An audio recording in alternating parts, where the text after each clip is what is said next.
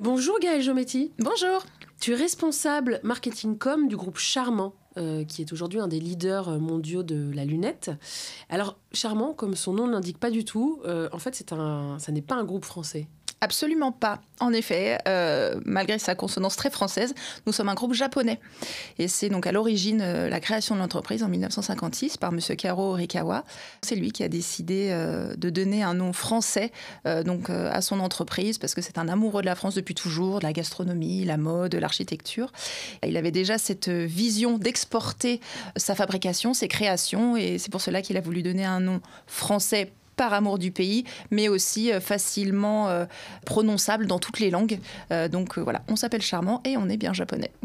Alors Charmant, c'est un groupe qui a connu une belle expansion au fil des décennies, parce qu'au début, c'était des pièces détachées, c'est ça ? Tout à fait. Il a commencé, donc, comme je le disais, en 1956, par la création de pièces détachées pour les lunettes. Et puis, donc, quelques années après, en 1980, il a eu l'idée de génie d'utiliser le titane, le matériau titane qui n'était absolument pas utilisé en lunetterie à l'époque. Il s'est dit, pourquoi pas utiliser ce matériau qui a des atouts indéniables pour l'optique et de créer du coup une lunette. Et donc on fait partie des premiers à avoir créé la première lunette en titane. Et ça, c'est grâce à lui. Et ensuite, donc, petit à petit, il a commencé à exporter. On a ouvert des pays, donc des filiales à l'étranger. Et aujourd'hui, Charmant, c'est une entreprise internationale présente dans plus de 80 pays du monde. Donc voilà, c'est une belle histoire. Ça change quoi d'être un groupe japonais ? Travailler et être un groupe japonais, ça représente vraiment un gage de confiance. C'est un pays qui est très attaché à l'humain, au respect, à la fiabilité, au savoir-faire. On peut le voir par leur artisanat, par exemple. Ils proposent énormément de choses. On a le papier washi, on a les origamis, la coutellerie. Il y a un vrai artisanat d'art, un vrai savoir-faire. Et tout ça se projette aujourd'hui dans le monde moderne, par le biais notamment, si on parle de la lunette, de belles fabrications, de belles lunettes de qualité. Donc on est sur un segment qui est vraiment premium. C'est une volonté que l'on a depuis le début, c'est de proposer des montures premium, des montures de qualité, de par aussi le matériau que l'on utilise. Alors, il n'y en a pas qu'un. Néanmoins, le titane, pour nous, fait vraiment partie, peut-être pas dire de l'ADN, mais quasi, c'est, depuis le début, on a choisi d'utiliser ce matériau en lunetterie pour ses différents aspects, donc l'anallergie, la robustesse, la très grande légèreté et l'anti-corrosion. Mais le titane est un matériau qui a ses contraintes. C'est le 4e minerai présent sur la croûte terrestre, donc il est là en abondance. Par contre, son traitement est compliqué. Il nécessite des contraintes spécifiques pour l'extraire, le traiter. Une fois qu'il est traité, on va l'avoir soit en forme de poudre, le dioxyde de titane. C'est ce qui est utilisé à 95% des cas dans la chimie, la pharmacie, la cosmétologie, etc. Et on a les 5% restants, c'est nous notamment, et avec la pépite de titane. Donc j'en ai une, par exemple. Ah oui, montre. Voilà, ça, c'est ce qui va nous intéresser, nous, dans l'industrie de la lunette, parce qu'on va partir de cette pépite qui va être retravaillée, bien évidemment, pour qu'elle soit industrialisable par nos machines et nos usines, donc en bobines ou en plaques de titane, parce que là, on l'éteint, on peut malheureusement pas en faire grand-chose. Le titane, c'est un grand process, c'est un gros process avec beaucoup de contraintes. Donc, entre l'extraction et le fait de l'acheter produit semi-fini, il y a énormément d'étapes, ce qui en fait aujourd'hui un produit qui a un coût dans l'industrie de la lunette. Alors, on le comprend, donc le titane est au cœur de Charmant. Alors, Charmant, c'est un groupe, c'est une marque, mais c'est aussi des licences. C'est ça. En fait, donc Charmant, nous proposons des marques dites maison et on a également des partenariats avec des licences. Donc pour les marques maison, c'est des marques qu'on a construites avec le temps, que l'on a développées, on s'est énormément investi, comme sur des matériaux, l'excellence titane pour la collection Line Art, qui a nécessité plus de 8 années de recherche et développement, en partenariat avec des industries japonaises et donc une université japonaise. Et on en est très fiers aujourd'hui, l'excellence titane est un matériau breveté qui est utilisé principalement dans notre collection Line Art et qui a énormément d'atouts pour le porteur. Ouais. C'est par exemple ce type de lunettes-là. On va être sur quelque chose de très très très léger, à mémoire de forme. Donc on peut le déformer, mais la forme des branches et de la lunette ne sera pas pour autant abîmé ou déformé. Ça a été une vraie innovation de la part du groupe Charmant sur le matériau lui-même, parce que voilà, le titane, il en existe une multitude. On a du titane pur pour la lunette, on a du bêta-titane, du titane amimordiforme, du Z-titanium, etc. C'est un peu comme une recette. Soit on part du titane pur à 99,4%, et après on va rajouter un peu de farine, un peu de sel, un peu de poivre. Et bien là, c'est pareil, on va rajouter du zirconium, de l'aluminium, etc. pour atteindre tel ou tel niveau, soit de flexibilité, soit de robustesse, soit voilà, donc en fonction on va essayer de faire des petites recettes comme ça, et l'excellence titane est une très belle recette que l'on a mis 8 ans à développer, donc on en est très fiers. Et donc au niveau des nouveautés, vous sortez des collections régulièrement, des nouveaux modèles, comment est-ce que ça se passe? C'est par saison? Oui, on va avoir 2 sorties de collection par an, de manière générale. Donc ça se fait en janvier. Et puis courant d'été, on va sortir donc des optiques et des solaires en fonction de la marque et voilà, et de la saisonnalité. Et des nouveautés chez Charmant, il y en a tout le temps. C'est ça qui est intéressant. On ne s'ennuie jamais. On est en recherche constante sur les collections existantes, mais pas que. Récemment, on a lancé la marque Minamoto parce qu'on souhaitait repositionner donc l'entreprise, les valeurs, cet artisanat japonais, le minimalisme zen, voilà, tout cet ADN qui englobe Charmant et qui nous accompagne depuis toutes ces années. On a voulu le sortir, le montrer sur une lunette et voilà, donc on a sorti Minamoto, donc il n'y a pas très longtemps. Cette collection, elle, made in France, pour vraiment coller au marché et s'adapter et proposer des solaires et des optiques avec des plaques d'acétate absolument magnifiques. On va avoir des jolis rouges, il y a des bordeaux, on est sur des lunettes très féminines, faciles à porter, mais très mode. Donc des nouveautés, des couleurs. Mais par ailleurs, Charmant ne s'aventure jamais vraiment sur le terrain de l'extravagance, il me semble. On est quand même sur une certaine forme de sobriété. C'est un choix. En fait, parfois on est un peu chahuté sur ce domaine-là, mais c'est notre choix, c'est le choix que l'on a mis en place et que l'on développe depuis des années. Oui, chez Charmant, vous n'allez pas trouver des lunettes hyper extravagantes avec des formes, des couleurs, de l'oversize, enfin des choses vraiment folles, parce que c'est pas l'ADN de l'entreprise. C'est pas ce que nous souhaitons mettre en place. On est une entreprise qui accompagne le porteur au quotidien. C'est ce que disait M. Kaorekawa dès ses débuts. Il veut donc apporter du bien-être supplémentaire aux porteurs de lunettes. Et du coup, pour nous, notre réponse, après chacun a sa réponse, mais la réponse Charmant, c'est apporter des lunettes de qualité, des lunettes durables, des lunettes confortable, et ça passe par aussi des contraintes à respecter. Et oui, il y a des lunettes absolument splendides que l'on peut trouver sur le marché, mais voilà, parfois en termes de poids, elle va blesser. Faut savoir qu'une lunette, c'est oui un objet de mode, mais avant tout un outil pour mieux voir. Ça fait partie de la santé visuelle, donc il faut qu'on soit confortable avec. Donc nous, on prend en compte toutes ces contraintes. Donc ça peut aussi nous limiter dans la créativité et dans le design, mais c'est clairement un choix. On veut se porter comme étant l'allié des gens, l'allié des porteurs, et accompagner nos porteurs dans la durée. Et alors aujourd'hui, c'est quoi le groupe Charmant ? Aujourd'hui, le groupe Charmant, c'est une entreprise présente à l'international, dans plus de 80 pays du monde, 1650 collaborateurs, une quinzaine de filiales et des gens passionnés. Voilà, je pense que M. Orekawa a vraiment réussi son pari d'accompagner les gens, leur bien-être, et il en passe aussi des collaborateurs. On est passionné par ce qu'on fait, on est passionné par les produits qu'on propose, parce qu'on est sûr de ce qu'on propose, de la qualité qu'on y met.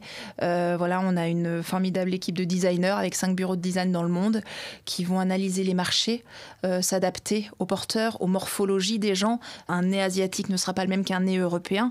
On n'est pas fait pareil, et du coup la lunette doit se poser parfaitement sur le visage pour qu'elle soit confortable et qu'elle accompagne le porteur dans le temps. Donc voilà, ces superbes designers s'inspirent des modes de chaque pays, de chaque continent, pour dessiner de jolies lunettes durables, intemporelles, avec bien évidemment des spécificités pour chacune des collections. Tout ça fait que on est très fiers de travailler pour Charmant. On a nos usines de fabrication, donc on maîtrise vraiment toute la chaîne de valeur de la lunette. Et c'est vrai que dans un magasin d'optique, le porteur peut rentrer, voir toutes ces lunettes mises les unes à côté des autres et on peut se dire, oui, il n'y a rien peut-être de plus similaire qu'une lunette par rapport à une autre. Mais non, si je prends celle-ci, une Adlib, et en comparaison, la Minamoto, voilà, non, je pourrais en parler pour chacune de marques différentes, de ADN, de histoires différentes. Et voilà, je pourrais en parler pendant à minima, bien 20 minutes chacune, sans m'essouffler. Donc non, c'est une vraie histoire. Et on construit le début de l'histoire. Et après, voilà, c'est au porteur de construire la suite de l'histoire avec sa lunette. Et c'est un milieu passionnant, c'est un monde passionnant. Et oui, on est fiers de travailler pour Charmant. Et Charmant, aujourd'hui, c'est tout ça. Est-ce qu'un groupe comme Charmant a des points communs avec d'autres secteurs du luxe ? On peut avoir, oui, en effet, des points communs avec le secteur du luxe parce qu'on est dans la minutie, on est dans le beau produit, dans la belle finition. Il y a ce côté aussi artisanal. Donc, on n'est pas 100% artisanal, attention.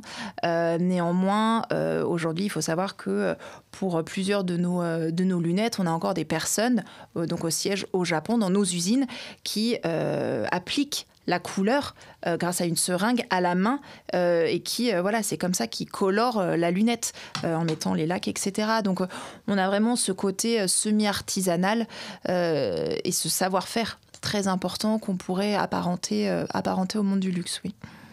Toi, Gaëlle, quel conseil est-ce que tu pourrais donner à un porteur de lunettes pour bien les choisir ? Pour bien choisir sa lunette, je pense qu'il faut avoir, avant de rentrer dans le magasin d'optique, il faut se documenter ou du moins s'informer un petit peu. Pour moi, le premier élément, c'est vraiment la morphologie.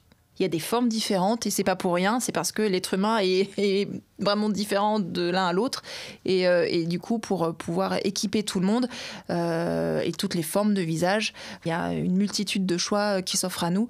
Donc c'est vraiment en fonction de notre morphologie aller sur la lunette la plus adaptée pour soi.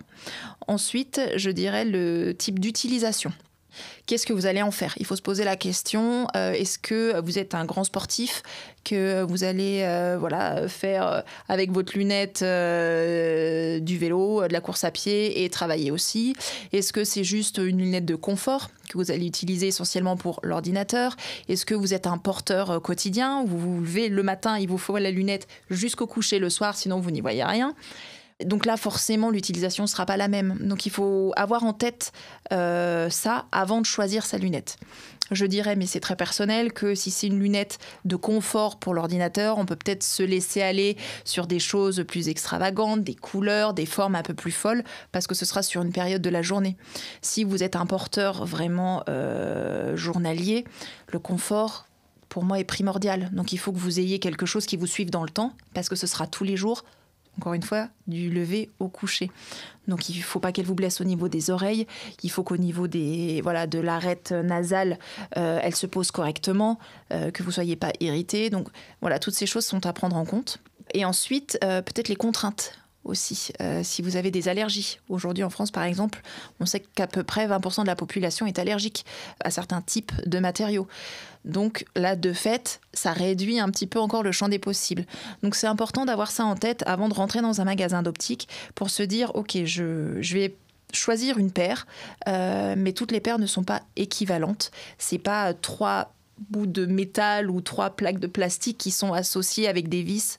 Non, il y a, comme je le disais, il y a beaucoup d'étapes, il y a beaucoup de personnes qui ont travaillé à les fabriquer, qui les ont conçues, qui ont passé du temps à créer telle ou telle courbe pour qu'elle se pose parfaitement sur les visages et qu'elle accompagne les porteurs. Donc, en fonction du matériau que vous allez choisir, oui, il y aura un prix qui va être différent, mais les prix se justifient. Donc, si vous arrivez déjà avec tout ça dans le magasin et que vous demandez bien évidemment conseil à votre opticien, il saura vous conseiller. Mais à minima, vous avez ces petits tips pour vous et vous savez un peu où regarder. Une chose aussi très importante, c'est la correction que vous allez avoir.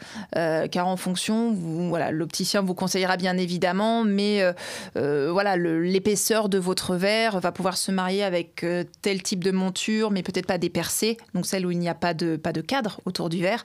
Voilà, donc bien évidemment, la correction a un rôle important dans votre choix de lunettes.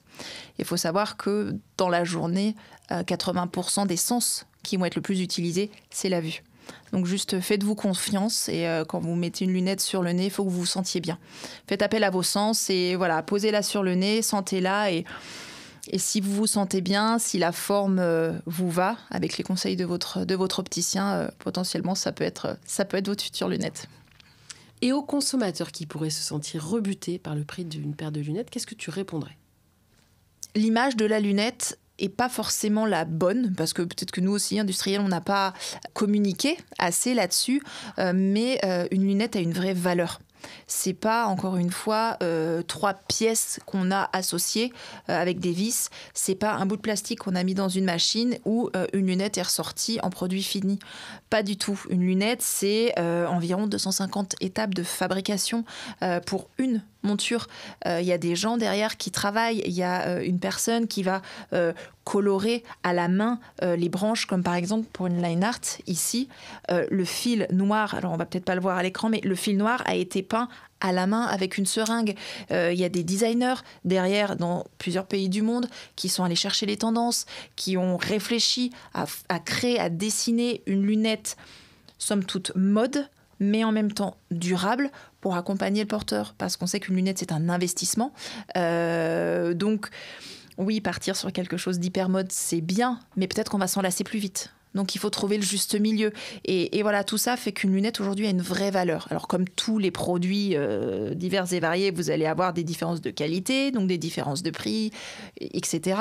Mais malgré tout, voilà, ça s'explique derrière. Il y a des gens qui travaillent sur les marques et notamment sur les charmants. Il y a des matériaux utilisés et ça a été utilisé et pensé comme une vraie volonté. On a fait le choix. On aurait pu faire plus simple ou moins onéreux, mais non. Nous, on cherche la qualité et on a fait le choix, entre autres, du titane pour garantir un produit premium à nos consommateurs. Merci Gaëlle Giometti. Merci à toi.